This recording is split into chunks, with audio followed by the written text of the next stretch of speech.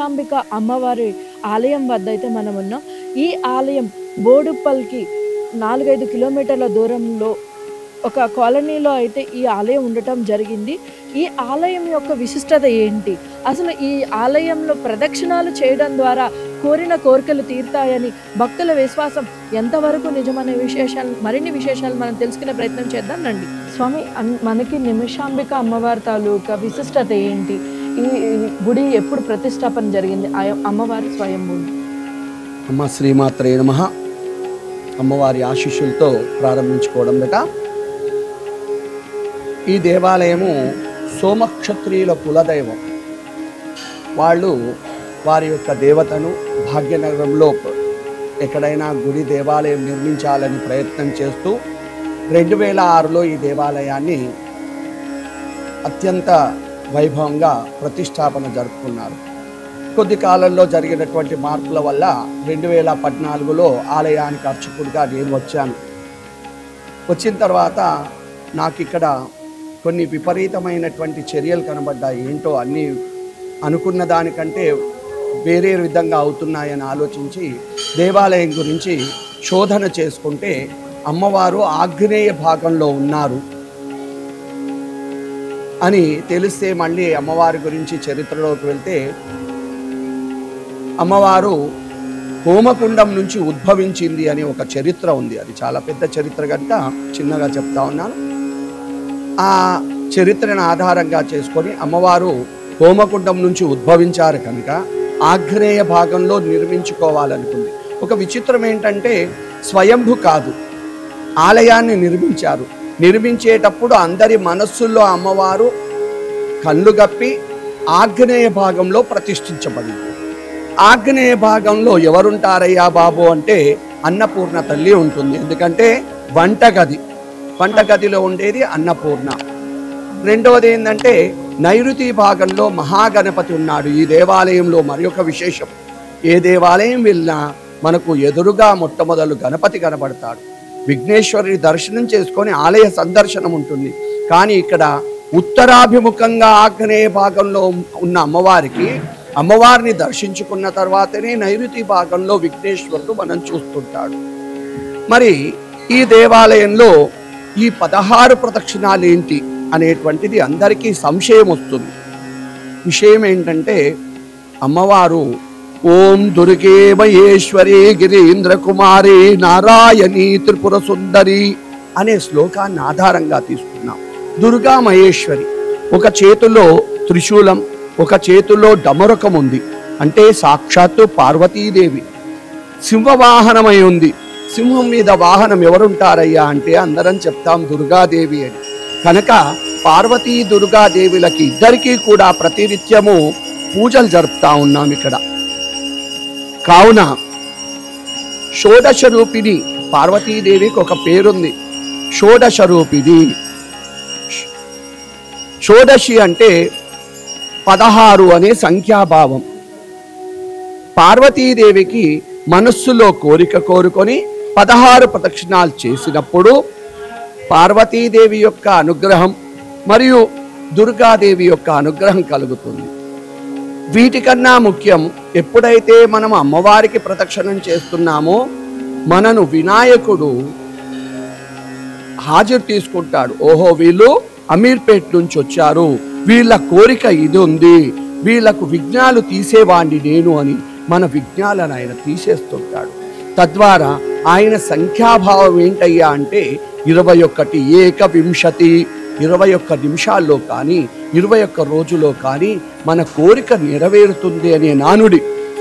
అయితే ఖచ్చితంగా నెరవేరుతుంది అని ఎన్ని రోజులు చెప్పేవాడిని. ఇప్పుడు నేనేమంటున్నా, నన్ను అడగొద్దు, వచ్చే భక్తులను అడగండి. కోకొల్లలుగా వచ్చి 108 ప్రదక్షిణాలు చేస్తున్న వాళ్ళని అడిగితే మీకు విషయం తెలుస్తుంది. రెండవది, కోరిక నెరవేరినాక ఏం చెయ్యాలి? నిమిషంలో కోరిక కోరుకున్నాం, 16 ప్రదక్షిణాలు చేశాం, మా కోరిక నెరవేరింది. 108 ప్రదక్షిణాలు చేయాలి. 108 ప్రదక్షిణాలు ఎందుకు చేయాలి అంటే నిమిషంలో కోరిక కోరుకున్నాము, చాలా కోరికలు ఉన్నాయి. నానా తప్త హృదయే మానవా, ఈ కోరికలన్నీ కూడా నెరవేరడానికి 108 ప్రదక్షిణాలు చేయాలి. మన మనస్సును అమ్మవారి మీద గనుక నిలిపినప్పుడు మన కోరికలన్నీ కూడా పోతాయి. ఓడి బియ్యం సమర్పించాలి. తెలంగాణ ఆడపడుచు అంటే తెలంగాణలోనే ఆ సాంప్రదాయం ఉంది, అందుకని తెలంగాణ ఆడపడుచు అన్నాను. అందరికీ ఆడపడిచే, కానీ తెలంగాణలో ఓడి బియ్యం పోసే సాంప్రదాయం ఉంది. వేరే ఎక్కడా కూడా ఒడి బియ్యము అనేటువంటిది, ఒడిగంటి బియ్యం అనేటువంటిది ఎక్కువగా సాంప్రదాయం లేనటువంటిది. సో ఈ దేవాలయంలో ఒడి బియ్యం పోయడం కూడా, ఈ ఓడి బియ్యం పోయడము అనేసరికి వివాహమైన వాళ్ళు పోయాలి, కానీ వివాహం కాని వాళ్ళు కూడా తెస్తా ఉన్నారు. ఎందుకంటే చెప్పేవాళ్ళు చెప్తున్నారు, వాళ్ళు తెస్తున్నారు. కానీ ఎట్టి పరిస్థితుల్లో వివాహం కాని వాళ్ళు బియ్యం పోయడానికి వీల్లేదు, అర్హత లేదు. ఎప్పుడు వస్తుంది అంటే వివాహం అవుతేనే ఓడి బియ్యం పోసే అర్హత వస్తుంది. కనుక వివాహం అయిన వాళ్ళే బియ్యం పోయడానికి ప్రయత్నం చేయండి. మరి వివాహం కాని వాళ్ళు నాకు పని అయిందండి ఏం చెయ్యాలి? హుండీలో డబ్బులు ఇవ్వండి. ఎంత అనేది లేదు, మనకు తోచినంత, మనము తోచినంత వేయొచ్చు. 100 వేయొచ్చు, 1000 వేయొచ్చు, మన ఇష్టం. అమ్మవారు ఎంత కల్పిస్తుందో అంత. ఇది ఇక్కడ ఉండేటువంటి ఈ దేవాలయంలో ఉన్నటువంటి విశేషత. మళ్ళీ ఒకసారి చెప్తున్నా, నిమిషంలో కోరిక కోరుకోవాలి, 16 ప్రదక్షిణాలు చేయాలి. కోరిక నెరవేర్తే 108 ప్రదక్షిణాలు చేయాలి. ఓడి బియ్యాన్ని సమర్పించాలి. కానీ ముడుపులు కట్టడం, ఏదో కట్టడం అలాంటి ఏమీ లేదు. కొబ్బరికాయ ఏది చెప్పలేదు. మనస్ఫూర్తిగా అమ్మవారి దగ్గరకు వచ్చారు, అమ్మను చూడండి, అమ్మను ధ్యానం చేసుకోండి. అమ్మ మనసులోకి మీరు వెళ్ళి అమ్మా నా కోరిక తీర్చు తల్లి అనండి, తప్పకుండా నెరవేరుస్తుంది. శుభం. అండ్ స్వామి, ఇక్కడ అమ్మవారికి విశేషంగా ఎటువంటి రోజులను నిర్వహిస్తూ ఉంటారు? ప్రత్యేకమైన రోజులు ఏంటి చేస్తుంటారు? ఏ పూజలు ఎక్కువ జరుగుతూ ఉంటాయి? నేను నా విధంగా చెప్పేది ఏంటంటే 366 రోజులు అంటే సంవత్సరం కూడా నాకు విశేష పూజలే. ఎందుకంటే రోజు పండగే. అమ్మవారికి ఫలానా రోజు అని కాదు. దాంట్లో ప్రత్యేకతలు ఏంటంటే శుక్రవారము మంగళవారం విధిగా అమ్మవారికి అభిషేకం ఉంటుంది. ఆ అభిషేక సమయంలో ఎవరిని చూడనివ్వం. 7:30 తర్వాతనే దేవాలయం ఓపెన్ అయి మొట్టమొదటి హారతి మహారతిగా ఇస్తాం. తర్వాత వసంత పంచమి సరస్వతీదేవి అలంకరణలో ఉంటుంది. ఇకపోతే అమ్మవారి పుట్టినరోజు వైశాఖ మాసంలో దశమి రోజు ఉంటుంది. అమ్మవారి ప్రతిష్టాపన రోజు జ్యేష్ఠ శుద్ధ ద్వాదశి రోజు. ఆ రోజు మాత్రం చాలా విశేషం. ఎందుకంటే అమ్మవారు ప్రతిష్ఠించబడిన రోజు కనుక సుమారు 1000 లీటర్లతో మనం అభిషేకం చేస్తాం. 1000 లీటర్లు ఏంటండి అంటే పాలే కాకుండా, పంచామృతాలే కాకుండా, పసుపు కుంకుమలు, ఆ సమయంలో దొరికేటువంటి పళ్ళ రసాలన్నీ కూడా సుమారు ఒక్కొక్కటి 50 లీటర్లకు తక్కువ కాకుండా అమ్మవారికి పోస్తుంటాం. అలా 1000 లీటర్లతో సుమారు అభిషేకము. అదేవిధంగా శ్రావణ మాసంలో అమ్మవారికి 1000 చీరలతో అలంకరణ, 1,00,000 గాజుల అలంకరణ. నవరాత్రుల్లో 9 రోజులు విభిన్నమైనటువంటి అలంకరణలు.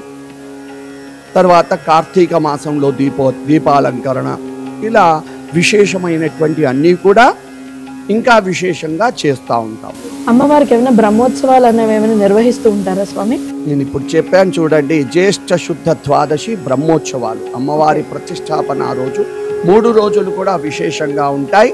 భక్తులందరి కోసం సామూహికంగా హోమాలు కూడా చేయడం జరుగుతాయి. చండీ హోమము, సుదర్శన హోమము, నరదృష్టి నివారణ హోమం, అలాంటి నానా రకాలుగా హోమాలు ఉంటాయండి.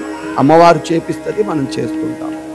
ఇలా మనం ప్రదక్షిణాలు చేయాలనుకునే భక్తులు పాటించవలసిన నియమావళి అండ్ అదేవిధంగా అమ్మవారి గురించి భక్తులకు మీరేం చెప్పాలి? చాలా అంటే చాలా మంచి ప్రశ్న అడిగారు. భక్తులకు నియమావళి ఏంటి అని. గురుగారు, అమ్మవారికి నిమిషంలో నేను కోరిక ఎలా కోరుకోవాలండి అని అందరూ బాధపడుతున్నారు. దేవుడి దగ్గరకు వచ్చినప్పుడు నాకు ఫలానానే కావాలి అని ఎప్పుడు కోరొద్దు. అమ్మా నా కోరికలు తీర్చు తల్లి. ఈశ్వరుడి దగ్గరికి వెళ్ళారు, ఈశ్వరా నా కోరికలు తీర్చు తల్లి. తండ్రి నన్ను కష్టాల నుంచి గట్టెక్కించు తండ్రి. వెంకటేశ్వరుడి దగ్గరికి వెళ్ళాము, అయ్యా గోవిందా నా కష్టాలన్నీ పోయేటట్టు చూడు తండ్రి అంటే సరిపోతుంది. కానీ మనం ఏం చేస్తున్నాము అంటే నానా విధాలైనటువంటి రచ్చ చేస్తున్నాం. గుడికి వెళ్ళి 1 నిమిషంలో ఎలా కోరుకోవాలి, ఇది ఎలా సాధ్యమవుతుంది ప్రశ్నలు వేసుకుంటున్నాము. దేవుడి దగ్గరికి వెళ్ళినప్పుడు ప్రశ్న అవసరం లేదండి. చక్కగా నమస్కారం అనే సంస్కారం రావాల్సి ఉంటుంది.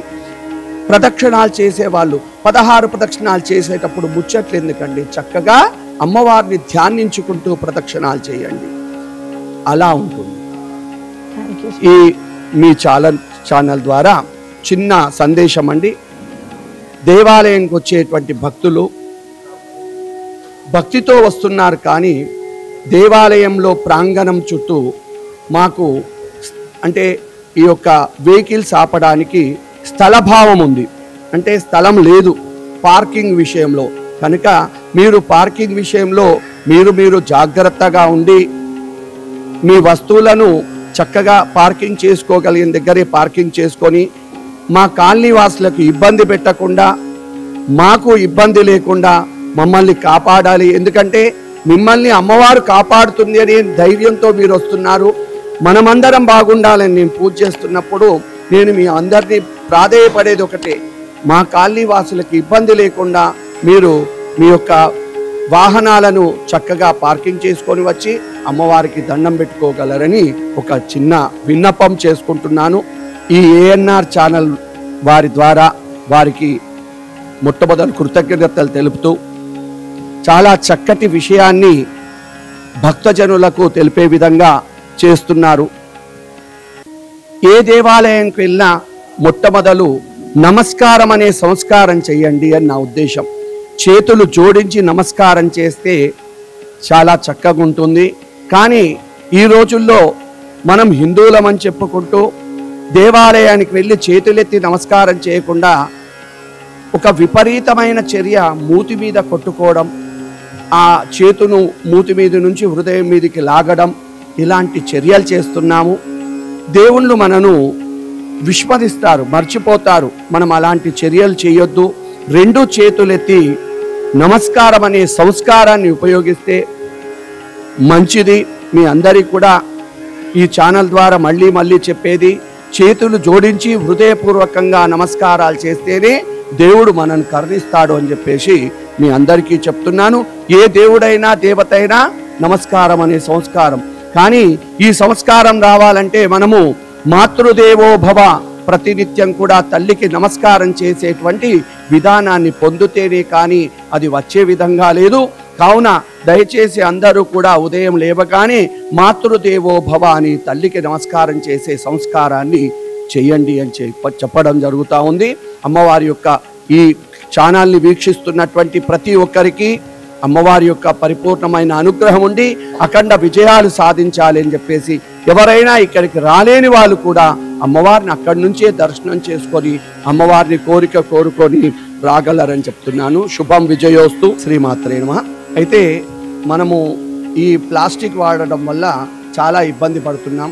వీలైనంత వరకు మనము ప్లాస్టిక్ను ఉపయోగించకుండా ఉండడం చాలా విశేషం. మనకు ప్లాస్టిక్ అనేటువంటిది ఎలా అలవాటైందంటే ప్రతి చిన్న సామాగ్రి కూడా కవర్ తీసుకోవడం, ఆ కవర్లు పడేయడం వల్ల మనకు భూమి మీద తలెత్తుతున్నటువంటి పరిస్థితులన్నీ మనకు తెలుసు. నిజానికి చెప్పాలంటే మనమంతా జ్ఞానులమే, అన్నీ తెలిసి మరి తప్పులు చేస్తూ ఉన్నాం. కనుక దయచేసి ఈ ఛానల్ ద్వారా మీకు ముఖ్యంగా అందించేటటువంటి ప్లాస్టిక్ రహితంగా చేయడానికి అందరము చేతి కలుపుదామని చెప్పేసి అందరూ కూడా ముందుండి ఆ యొక్క కార్యక్రమాన్ని ఒక సంవత్సరం లోపల ప్లాస్టిక్ నిర్మూలనకు అందరూ కూడా నడుము కట్టాలి, చేతులు కలపాలి అని చెప్పేసి అందరికీ ప్రాధేయపడడం. ఆ విషయంలో అమ్మవారి యొక్క పరిపూర్ణ అనుగ్రహం అందరి మీద ఉండేటట్టు చూసి అందరికీ అమ్మవారి ఆశీర్వాదం వల్ల అఖండ విజయాలు సాధించేటట్టుగా చూద్దాం. విజయోస్తు. అఖండ విజయ ప్రాప్తిరస్తు. నిమిషాంబికా దేవత పరిపూర్ణత అనుగ్రహ సిద్ధి ద్వారా శీఘ్రాతి శీఘ్రమేవ పునరాగమన ప్రాప్తిరస్తు. తదాస్తు.